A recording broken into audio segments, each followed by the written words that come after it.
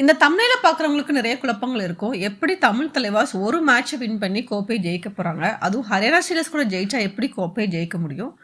அதுவும் லீக் மேட்ச்ல எப்படி கோப்பைய ஜெயிக்க முடியும்? அப்படிங்கிற ஒரு கேள்வியும் இருக்கும். அதுக்கப்புறம் ஏற்கனவே நம்ம 5 புள்ளிகள பறிகொடுத்துருக்கோம் ஹரியானா ஸ்டீலர்ஸ் கூட. அத மீட்டெடுக்க போறோமா? அதுக்குள்ள வாய்ப்பு இருக்கா? அப்படிங்கிற ஒரு கேள்வி இருக்கும். மீண்டும் ஒரு 5 புள்ளிகள நம்ம வாரி வழங்க போறோமா? அப்படிங்கிற ஒரு இம்பார்ட்டன்ட் கேள்வியா இருக்கும். அசன்குமாருக்கும் இந்த வெற்றி தோல்விக்கும் என்ன சம்மந்தம் இருக்கு? அசன்குமார் எதுக்கு வெளியேறணும்? அப்படிங்கிற ஒரு முக்கியமான கேள்வி. எல்லாத்துக்குமே நம்ம பதில் பார்க்கலாம். சேனல சப்ஸ்கிரைப் பண்ணாதவங்க சப்ஸ்கிரைப் பண்ணிக்கோங்க. வாங்க வீடியோக்குள்ள போலாம்.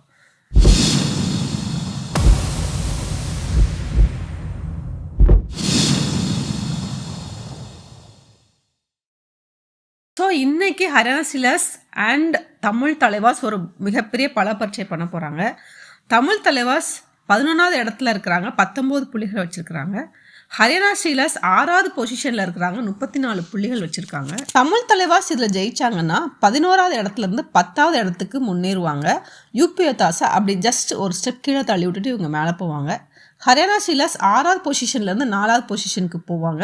இப்போ பிகேஎல் சீசன் 10ல் ஹாஃப் ஆஃப் த டோர்னமெண்ட்ஸ் முடிஞ்சு செகண்ட் லெக்கில் இருக்கிறதுனால ஒவ்வொரு போட்டிகளும் இம்பார்ட்டன்ட் போட்டிகளாகவே இருக்கும். அதுவும் இந்த மேட்சை ஜெயிச்சா மேலே போகலாம் அப்படிங்கும்போது 2 டீமுக்குமே தமிழ் தலைவாஸ்க்கும் ஹரியானா ஸ்டீலர்ஸ்க்கும் ஒரு மிகப்பெரிய போட்டியாக இருக்கும்.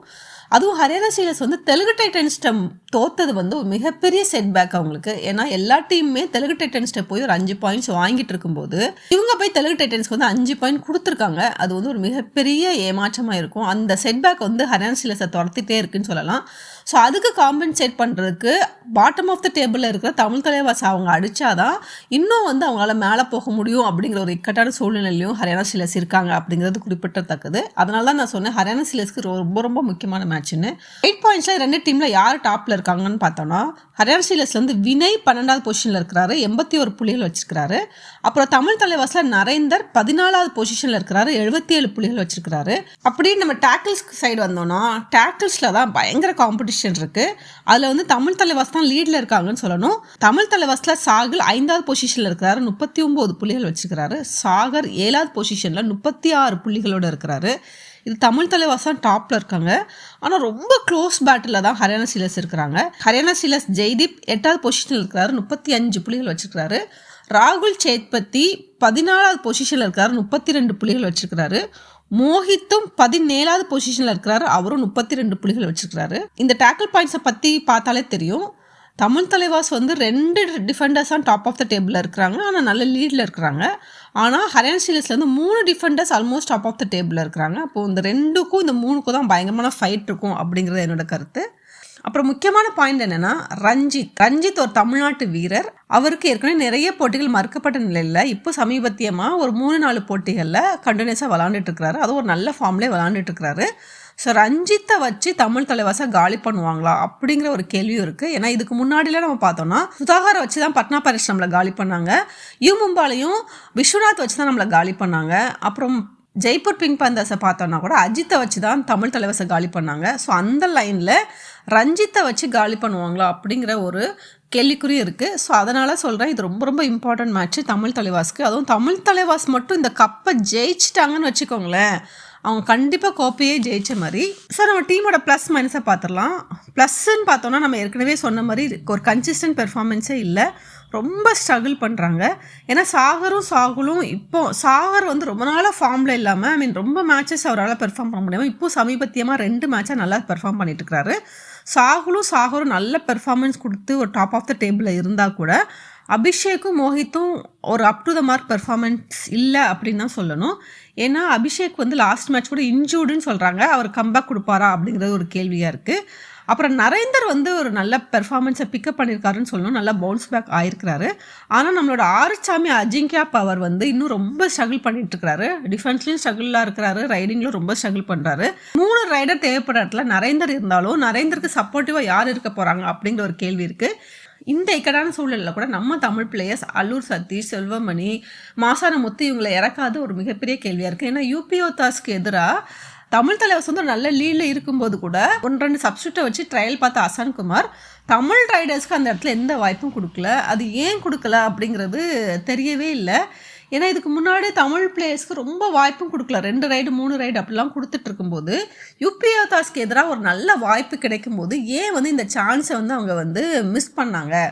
ஏன்னா யூபியோதாஸ்க்கு எதிராக மற்ற ரைடர்ஸ்க்கெலாம் மற்ற ஸ்டேட் ரைடர்ஸ்க்கெலாம் ஒரு வாய்ப்பு கொடுத்து டெஸ்ட் பண்ணும்போது அப்போ மாசானமுத்து இந்த மாதிரி தமிழ் ரைடர்ஸ்க்கு ஒரு சின்ன வாய்ப்பு கொடுத்து அதை டெஸ்ட் பண்ணியிருக்கலாம்ல. அப்போ அவங்களுக்கு வந்து இன்னும் ரைடிங் ஆப்பர்ச்சுனிட்டிஸ் இருந்திருக்கலாம் அப்படிங்கிற கேள்வி நம்ம எல்லாத்துக்குமே வந்திருக்கு. இன்னொரு முக்கியமான பாயிண்ட் பார்த்தோன்னா, யூபியோதாஸ் கூட இவங்க வந்து 20 பாயிண்ட் மார்ஜினில் ஜெயிச்சா கூட யூபியோதாஸ் வந்து இப்போ ரொம்ப ஸ்ட்ரகிள் பண்ணிட்டு இருக்காங்க. தமிழ் தலைவாஸ் தான் யூபியோதாஸை 20 பாயிண்ட் வித்தியாசத்தில் தோக்கடிச்சிருக்காங்கல்ல. அப்போ அவங்க நல்லா பவுன்ஸ் பேக் ஆகிட்டாங்க தானே, அவங்க நல்லா ஃபார்முக்கு வந்துட்டாங்க தானே அப்படிங்கிற ஒரு கேள்வி நிஜமாவே இருக்கும். ஆனால் நீங்கள் இன்னொரு ஆஸ்பெக்டில் பார்த்தீங்கன்னா அவங்க தோக்கடிச்சது புனேரி பல்டனும் ஜெய்ப்பூர் பிங்க் பேந்தர்ஸாக கிடையாது, யூபியோதாஸும் ரொம்ப ரொம்ப ஸ்ட்ரகிள் பண்ணிட்டு இருக்காங்க. ஏன்னா அவங்களோட மெயின் ரைடர் சுரேந்தர் கில்லால எல்லா மேட்ச்லையும் பெர்ஃபார்ம் பண்ண முடியாமல் இப்போ அவர் வந்து அவுட் ஆஃப் த டீமில் இருக்கிறாரு. அப்புறம் இன்னொரு மெயின் ரைடர் பர்தீப்க்குமே வந்து போன டோர்னமெண்ட்டில் இருந்த பெர்ஃபார்மன்ஸ் கூட இந்த டோர்னமெண்ட்டில் இல்லை, அவருக்கு கம்மியாயிட்டே இருக்குங்கிறது ரொம்ப நல்லா தெரியுது. அவரே ஒரு மேட்ச்சில் வெளியே உட்கார வச்சாங்க அப்படிங்கிறது ரொம்ப இம்பார்ட்டன்ட் பாயிண்ட்டு. ஸோ இந்த மாதிரி ஏற்கனவே ரொம்ப ஸ்ட்ரகிள் பண்ணிட்டு இருக்கிற டீமை தான் இவங்க வந்து ரொம்ப 20 பாயிண்ட் வித்தியாசத்தில் தோக்கடிச்சிருக்காங்க. ஆனால் அது ஒரு நல்ல விஷயம் தான், அட்லீஸ்ட் அந்த டீம் கூட தோக்காமல் ஜெயிச்சாங்களே அப்படிங்கிறத நம்ம பாராட்டணும். இன்னொரு ஆஸ்பெக்டில் பார்த்தோம்னா புனேரி பல்டன் கூட நம்ம வந்து 1 பாயிண்ட் வித்தியாசலாம் தோற்றுருக்கோம், அவங்க டாப் ஆஃப் த டேபிளில் இருக்கிறாங்க. ஜெய்ப்பூர் பிங்க் பேந்தர்ஸ் கூட நம்ம ரொம்ப கம்மி மார்ஜினில் தான் தோற்றோம். அந்த மாதிரி நிறைய டீம் கூட ஒவ்வொரு கம்மி மார்ஜினில் தோக்கும் போதும் யூபியோதாஸ் கூட நம்ம ரொம்ப நிறைய மார்ஜினில் ஜெயிச்சிருக்கிறதுக்கும் ஒரு பெரிய பாசிட்டிவ் இம்பாக்ட் இருக்கானா கண்டிப்பாக இம்பாக்ட் இருக்குது. ஏன்னா இந்த மொமெண்டம் பிக்கப் ஆச்சுதுன்னா தமிழ் தலைவாஸ் கோப்பை ஜெயிக்கலாம். அதனால தான் நான் சொல்கிறேன், இப்போ இந்த மொமெண்டம் இருக்குது, நம்ம இல்லைன்னு சொல்ல முடியாது. ஏற்கனவே வந்து மற்ற டீம்ஸ் கூட பெரிய டீம்ஸ் கூட 1 பாயிண்ட் வித்தியாசத்தில் தான் தோற்றுருக்காங்க. அப்புறம் இப்போ யூபியோதாஸ் மாதிரி டீமை 20 பாயிண்ட் வித்தியாசத்தில் தோற்ற இந்த மொமெண்டமை டெஸ்ட் பண்ண போகிறது ஹரியானா ஸ்டீலர்ஸ் தான். இப்போ ஹரியானா ஸ்டீலர்ஸை ஜெயிச்சிட்டாங்கன்னா அவங்க கோப்பை ஜெயிச்சிருவாங்க அப்படின்னு சொன்னதுக்கு நான் இதுதான் காரணம். ஏன்னா ஏற்கனவே வந்து புனேரி பல்டன் நம்ம அப்படி தான் பார்த்தோம், நிறைய ரசிகர்கள் அப்படி தான் கமெண்ட் பண்ணியிருந்தாங்க. புனேரி பல்டனை மட்டும் நீங்கள் ஜெயிச்சிருங்க, கோப்பை ஜெயிச்சிடலாம் அப்படிங்கிறத கரெக்டாக கமெண்ட் பண்ணியிருந்தாங்க. அதில் கூட நம்ம 1 பாயிண்ட் வித்தியாசலாம் தோற்றோம், அதில் நிறைய நெகட்டிவ் இம்பாக்ட் இல்லை. இப்போ அதே மாதிரி தான் ஹரியானா ஸ்டீலர்ஸ் கூட இவங்க ஜெயிச்சிட்டாலே கோப்பை ஜெயிச்ச மாதிரி தான். ஏன்னா அவங்களுக்கு அந்த மொமெண்டம் கிடச்சிரும், அவங்களுக்கு அந்த பயங்கர கான்ஃபிடன்ஸ் கிடச்சிரும். ஏற்கனவே சாகரும் பயங்கரமான ஃபார்மில் இருக்கும்போது இந்த ஹரியானா ஸ்டீலர்ஸ் கூட ஜெயிக்கிறது வந்து ரொம்ப ரொம்ப இம்பார்ட்டன்ட். இதை மட்டும் நல்லா ஜெயிச்சிட்டாங்க, இல்லை அட்லீஸ்ட் 1 பாயிண்ட் வித்தியாசத்தில் ஜெயிச்சா கூட நம்மளுக்கு வந்து கோப்பை ரொம்ப கன்ஃபார்ம்டாக இருக்குது, கண்டிப்பாக நம்ம செமிஃபைனல்ஸ்க்கு போயிடுவோம் அப்படிங்கிறதால எக்ஸ்போர்ட்டட் ஒப்பீனியன் நிறைய ரசிகர்களோட ஒப்பீனியனாகவும் இருக்குது. தலைவாஸ் ஒரு முக்கியமான ஒரு ஆஸ்பெக்டை பார்க்கணுன்னா போனஸ் போடுறது. ஏன் தமிழ் தலைவாஸ் பிளேயர்ஸ்க்கு நிறைய போனஸ் போடுற வாய்ப்பு கிரியேட் பண்ண மாட்டேங்கிறாங்கன்னு தெரியல.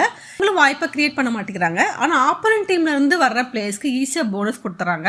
அதுவே தமிழ் தலைவாஸ்க்கான ஒரு தோல்விக்கான ஒரு காரணமாக இருக்குது. ஸோ இப்போ மற்ற டீம்ஸ்லலாம் பார்த்தீங்கன்னா ஏதோ ஒரு பிளேயர் அடிக்கடி போனஸ் போட்டுக்கிட்டே இருக்கிறாரு. மேபி இது நரேந்தரோட ஃபெயிலியர்னு நினைக்கிறேன். அஜிங்கா பவர் வந்து யூஸ்வலாகவே போனஸ் போட ரொம்ப திணறாரு. நரேந்தரும் இதில் கொஞ்சம் சப்போர்ட்டிவாக ஆரம்பிச்சிருக்கிறாரு. இந்த நேரத்தில் அஜிங்கா பவரும் சப்போர்ட்டிவாக இருந்தாருன்னா கண்டிப்பாக இந்த போனஸ் வந்து எடுத்து கண்டிப்பாக தமிழ் தலைவாஸ் ஒரு பெரிய ப்ரெஷரை க்ரியேட் பண்ணுவாங்க. ஆப்போனன்ட் டீமுக்கு ஒரு பெரிய ப்ரெஷர் க்ரியேட் பண்ணும்போதே தமிழ் தலைவாஸ் ஜெயிச்சிட்டாங்கன்னு அர்த்தம். ஸோ ஏற்கனவே நம்ம பார்த்த மாதிரி ரஞ்சித் ஏற்கனவே நிறைய மேட்சஸில் விளாடாமல் 2-3 மேட்சஸில் விளாண்டுருக்கிற ரஞ்சித் வந்து இந்த மேட்சை விளாடக்கு ரொம்ப ஆர்வமாக இருப்பார். அது ஒரு தமிழராக இருந்து தமிழ் தலைவாஸ்க்கு எதிராக ஆடும்போது ரொம்ப ஆர்வமாக ஆடுவார். ஸோ இப்போ அசன்குமார் பஞ்சாயத்துக்கு வந்துடலாம். இப்போ இந்த டீம் தோத்தாங்கன்னா கண்டிப்பாக நம்மளுக்கு தெரியும் அசன்குமாரோட செலெக்ஷன், அவரோட மோட்டிவேஷன் செட் ஆகலை அப்படிங்கிறது தெரியும். சப்போஸ் ஜெயிச்சிட்டாங்க என்ன பண்ணுவீங்க அப்படின்னு கேட்டாங்கன்னா, ஜெயிச்சிட்டாங்கன்னா என்ன அர்த்தம்னா என்னென்னா, இதே தான் நம்ம போன வருஷத்தோட தான் கம்பேர் பண்ணுறோம். உதயகுமார் சார் இருக்கும்போது கூட ஹாஃப் ஆஃப் த டோர்னமெண்ட்டால் தமிழ் தலைவாஸாக வின் பண்ண முடியல. ஆனால் அதுக்கு அடுத்த செகண்ட் ஹாஃப் வந்து மாஸ் பெர்ஃபார்மன்ஸ் காமிச்சாங்க தமிழ் தலைவாஸ். அதில் வந்து எந்த மாற்று கருத்தும் இல்லை. அப்போ நம்ம என்ன நினச்சிக்க வேண்டியிருக்குன்னா, மேபி தமிழ் தலைவாஸில் இருக்கிற பிளேயர்ஸ்னால ஒரு ஹாஃப் ஆஃப் த டோர்னமெண்ட்டுக்கு அப்புறம் தான் ஒரு பிக்கப் கொடுக்க முடியுது, ஒரு மொமெண்டம் கிரியேட் பண்ண முடியுது அப்படின்னு சொல்லி தெரியுது. இப்போ அப்போ அது வந்து உதயகுமார் சார் இருக்கும்போது நடந்திருக்கும் தானே, கண்டிப்பாக நடந்திருக்கும். இப்போ சப்போஸ் தோத்துட்டாரு அப்படின்னு சொன்னால், இந்த டீம் தோத்துட்டாங்கன்னா கண்டிப்பாக அதுக்கு அசன்குமார் பொறுப்பு எடுக்கணும். அதை எப்படி போன வருஷம் வந்து தோல்விகளுக்கு வந்து உதயகுமார் சார் பொறுப்பு, இந்த வருஷம் தோல்விகளுக்கு அசன்குமார் பொறுப்பு இல்லை, திருப்பி உதயகுமார் சார் தான் பொறுப்பு அப்படிங்கிறது ரொம்ப ஒத்துக்கொள்ள முடியாத விஷயம். ஸோ இந்த போட்டி தமிழ் தலைவாஸ்க்கும் ஹரியானா ஸ்டீலர்ஸ்க்கும் மட்டும் முக்கியமான போட்டி இல்லைங்க, அசன்குமார் சாருக்கும் முக்கியமான போட்டி. ஏன்னா அவர் ப்ரூவ் பண்ண வேண்டிய தேவையில் இருக்கிறாரு. நிறைய சேனல்ஸ் வந்து அசன்குமார் சாரை வந்து கருப்பு சாமி அப்படிங்கிறாங்க, தமிழ் தலைவாஸோட கருப்பு சாமி அப்படிங்கிறாங்க. இப்போ அவர் தேவையில்லாத சாமியா தேவையான சாமியா அப்படிங்கிறது இந்த மேட்ச் தான் முடிவு பண்ணும். ஸோ உங்களோட கருத்தை சொல்லுங்கள், எந்த டீம் ஜெயிக்க போகுது, அசன்குமாரோட ஃபியூச்சர் என்னவா இருக்க போகுது, தமிழ் தலைவாஸ் கம்பேக் கொடுப்பாங்களா, தமிழ் தலைவாஸில் இருக்கிற தமிழ் பிளேயர்ஸ்க்கு வாய்ப்பு கிடைக்குமா அப்படிங்கிறத நீங்கள் உங்கள் ஃபீட்பேக்கை சொல்லுங்கள். ஸோ இப்போ ப்ரெடிக்ஷன் டைம். நம்மளோட ப்ரெடிக்ஷன் படி தமிழ் தலைவாஸ் தோக்கிறதுக்கு தான் நிறைய வாய்ப்புகள் இருக்குது. ஏன்னா ஹரியானா ஸ்டீலர்ஸ் வந்து பயங்கர கம்பேக் கொடுப்பாங்க. ஏன்னா அந்த புள்ளிகள் அவங்களுக்கு முக்கியமான புள்ளிகளாக இருந்தால் கூட இந்த 5 புள்ளிகள் ஹரியானா ஸ்டீலர்ஸ்க்கு ரொம்ப முக்கியமான புள்ளிகள். அதனால் ஹரியானா ஸ்டீலர்ஸ் பயங்கர டஃப் கொடுப்பாங்க. சர்ப்ரைஸ் பேக்கேஜ் கொண்டு வந்தால் மட்டும்தான் நம்மளால் ஹரியானா ஸ்டீலர்ஸ் எகெயின்ஸ்டாக வின் பண்ண முடியும்.